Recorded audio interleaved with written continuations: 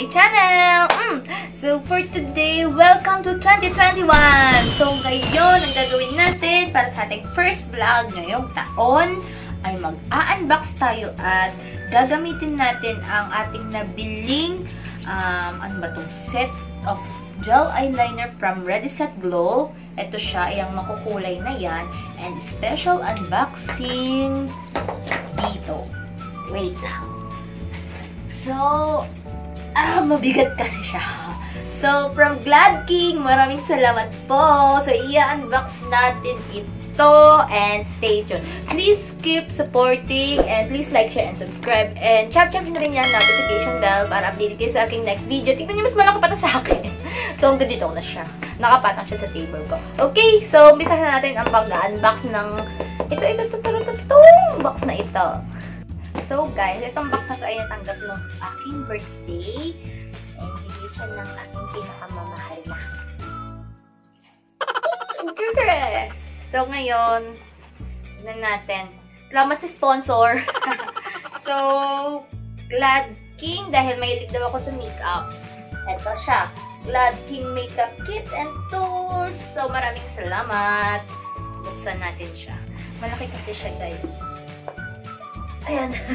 Oh, wait lang. Ayan. So, alam niyo ba? Nahulaan niyo na ba kung anong laman nito? So, ito siya. Ayan. Aray ko, medyo mabigat. So, okay. Umpisa na natin. I'm so excited. So, open na ito eh. Sinilip ko lang. Sinilip ko siya. So, sana. Ayan na siya. Oh my God. Bubble. Rinig. Okay, angat natin siya. So, sana okay. Ang cute-cute nito nung unang makita eh. Pero gusto ko lang i-share sa inyo ang aking kasiyahan. Ganun. So, ito na siya. Wait lang. Mag-girap, mag-gigat. Aray ko. Ow!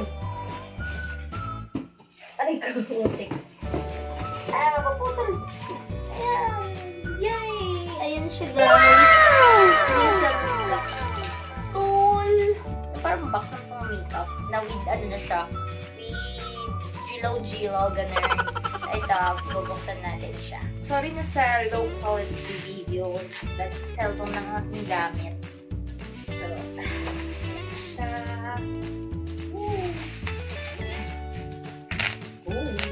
Stress reliever. Yan siya. Ang cute na ito kaya. Yan. Yan siya. And then, Glad King. Kasi, siguro napapansin niya. Lagi rin ako napunta sa Glad King. Nabibili ako ng mga brushes doon. Ay, hindi naman natin sila pala. Mga brushes. And ang cute din naman talaga ng mga gamit doon sa Glad King. So, visit nyo. Try nyo siya. So, ito siya. Para siyang ano to? Yung sa pera o kahon. Ganun. So, guys, ito na siya. And then, let's open it. Kaya man ang itsura niya, diba? Yan. Oh my God. Yan siya. And then, meron siyang lagayan ng ilaw dito, 4. So, we're going to put the lights. Meron na din kasi ito kasamang ilaw. So, ito siya. Meron siyang 5 na, pero extra lang yung isa.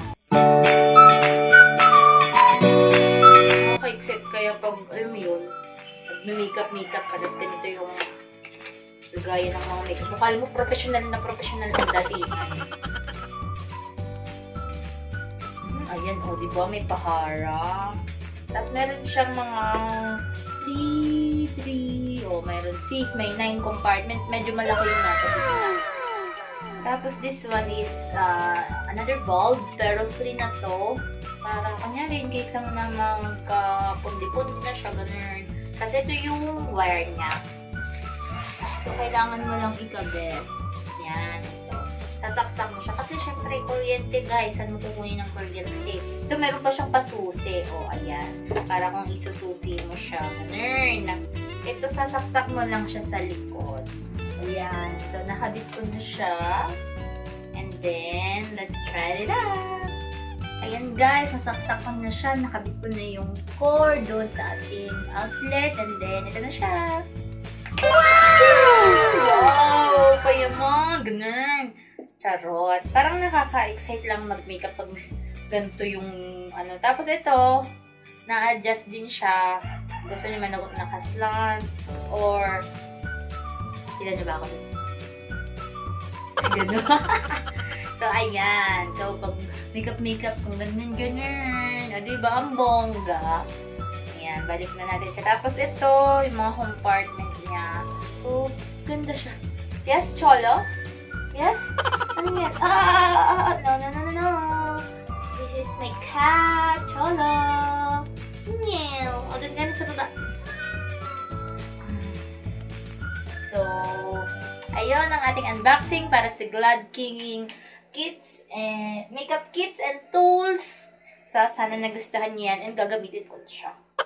Okay guys, so ayun na nga, nakita niyo na kung gaano kaganda yung Glad King makeup box nila, whatever. So ngayon ang gagawin natin is we're going to try this, itong set ng Ready Set Glow na gel eyeliner. Sabi nila, it's waterproof, it's smudge proof, and bring out the bud of glow in every blink. Ganun!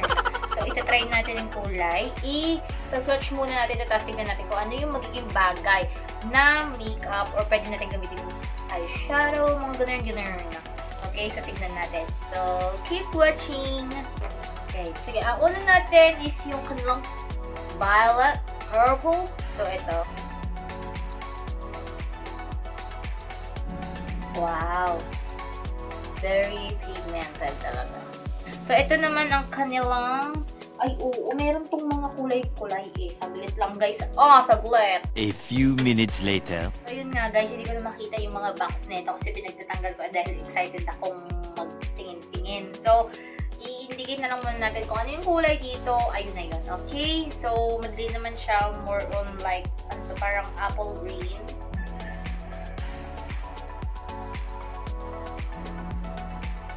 So, ayan siya. Next natin is yellow.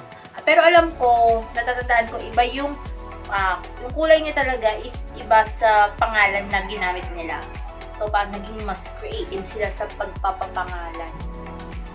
So, ayan. Mas ano siya, no? Mas kitang-kita yung pagka-yellow niya. And this is the blue one. So, madali naman kasi naka-indicate na, oh. Next natin is parang ito, blue-green. Like, yeah, mga ganun. Hindi natin kung magiging smudge proof talaga siya. Tsaka waterproof. This one is orange, pero parang tiger something nga. Ito ko tama yung natatandaan ko. Hindi ko na kasi makita yung mga box, parang na-excite ako. Tapos, pinagtatanggal ko silang lahat sa box.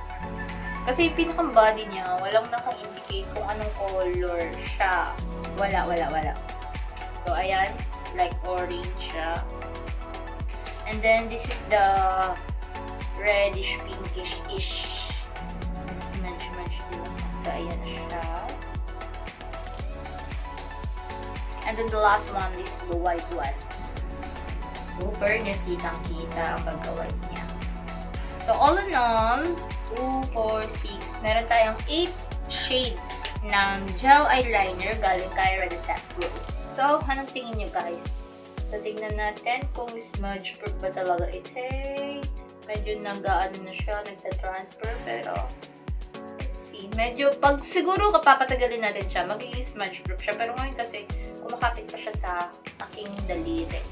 Hintay tayo ng mga ilang minuto. And then, try natin. Anong gusto nyong color na para gagamitin sa ating eyeshadow? Try natin siya maging, eyeshadow. Tsaka tignan natin kung mag-i-smudge natin siya as eyeshadow. Diba parang magandang i-blend tong dalawa. Itong blue and then yung blue green. What do you think? And then yellow? Let's try! Okay, so gamitin natin itong dalawa. Combination as always, my favorite. Sahaluan natin siya nito. Kailangan ko nang bumili ng bago nito. Favorite ko pa naman to kasi matte ang labas niya. Kasi di ba masyadong liquid si Maybelline. Naluan ko siya ng Squad Cosmetics para mag-matte siya. Maganda yung lapat niya sa akin. So, gamit tayo na itong foundation brush. Mga nakaraang araw, lagi akong puyat. Kaya yan, nag-breakouts na naman ako. Kasi, alam nyo na, bagong taon, Pasko, di ba? Nakaka-excite. Pero, lipas na agad ang mga araw na yun. Pero parang, di tayo makapag-antay na matapos na ang 2020 dahil sa mga dinala niyang mga pagsubok sa atin. So, parang magpapasalamat ka na lang na thank God tapos na si 2020. Bring it on 2021. Ganun. So, sana maging fruitful ang taon na ito sa ating lahat. Gamit muna tayo nito para sa ating baby hair. Lakas mga professional no? Yan, para hindi makalat. Kasi dami ko pa namang baby hair.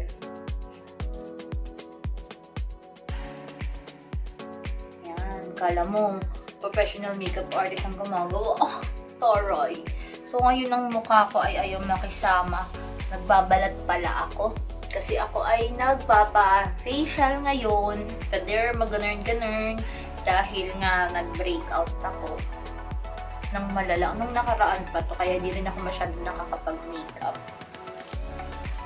So, pero ito na talaga. Dahil na-miss kong mag-makeup, ito ay para sa inyo. Okay, tapos na tayo full coverage ng ating foundation. Yan, ng ating foundation. Yan. Okay, ang next natin naman is mag-concealer. Ating under eye dahil nagkaroon ako ng dark spot. Wait ka, girl! Kailangan na ba natin bumili ng bagong stock for 2020? Oh my God, makeup. Sisimplihan lang naman natin ito. Sana maganda ang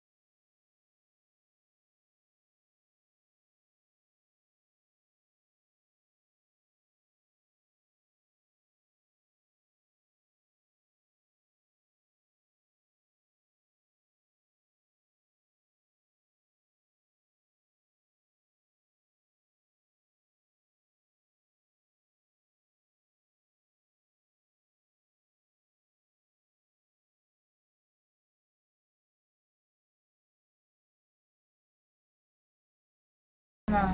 Sana magtagumpay ang ating experiment.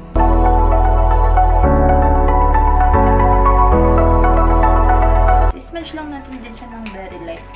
Ayan. Konting smudge lang talaga. Pero hindi yung tipong kakalat na siya. So, tinry natin siya. No? Ito, since yung transition niya na from blue to green, ayan yung smudge natin para maganda yung transition. Tapos, ano maganda yung kalabasan? Yellow kung gagamitin mo. Fan. Yan. Sige, try natin.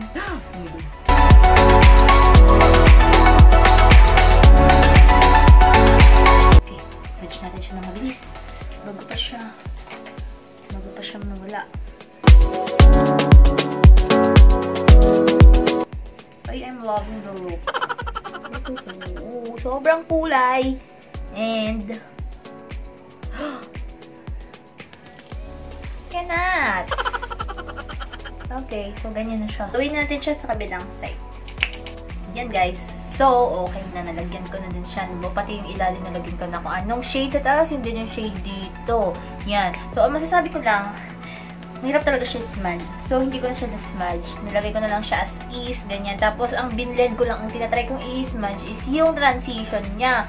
Para smooth naman yung, yun, pagpapalit niya from blue to yung green. Kaya lang dito, itong dilaw na to medyo mahirap talaga siya. At saka, maganda yung product. Maganda to. Kaya lang, sabi ko, sis, madali itong mauubos. Dahil kada ganun mo lang, ang dami kagad na babawas sa kanya. Ayan, ma'am, tingin ko naman mahaba siya. Kaya lang, yung isang ganun mo pa lang, ang dami niyang, sobra kasi siyang makapal. You know what I'm saying? Charot. Oo, ganun siya. Pagkalagay mo, marami kagad yung natatanggal dun sa stick niya. So, tingin ko,